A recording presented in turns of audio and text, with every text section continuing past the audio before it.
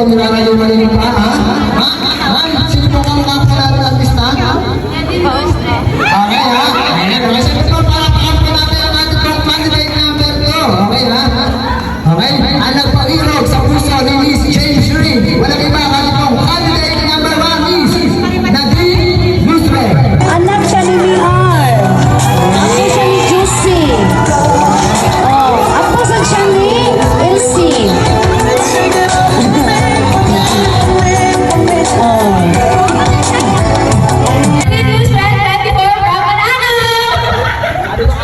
Taking pa pa.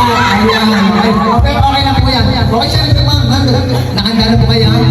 Ayan, nakanda na po yung ating pong candidate number 3. Ma'am, sino nga po yung nakakabang ng lista?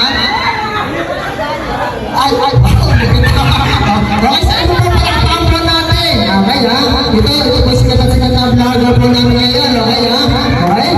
Palakpakan po natin po ang ating candidate number 3. Si Miss Ibarra Alawi. Palakpakan po natin po. Anak siya ni Mihar. Ako siya ni Juicy. Oh, ako siya ni Elsie.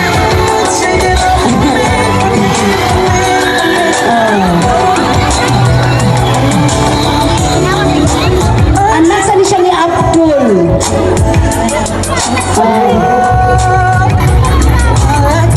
Next, MTV.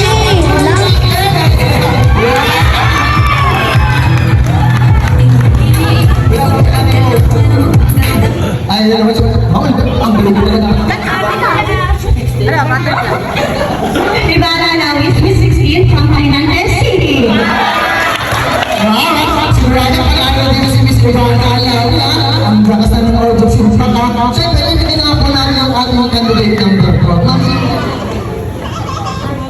Ma'am, si Miss okay, sa'yo po. Okay, palakpakan po natin. Hindi po magpapatalo po ang ating candidate number 4. Wala po sa GLA7. Walang iba ang ating pong candidate number 4. Miss Bianca Umaray. Anak siya ni Mihar.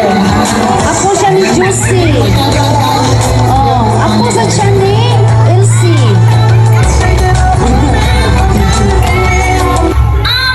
Okay po po natin. Ayan. Okay, ma'am. Siyempre po sabihin niyo yung artist na kamarami ng ating pagkasabi. Bianca Umani, 10 years old. From Dilara.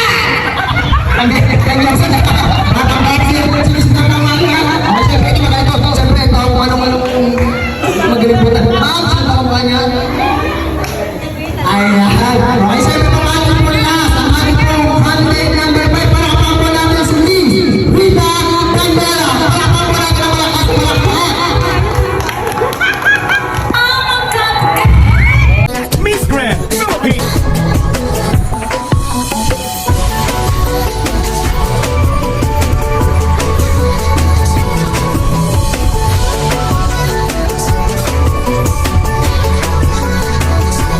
Siyempre naman, sabihin niyo mga babae kayo sa kita. Saan ba saan?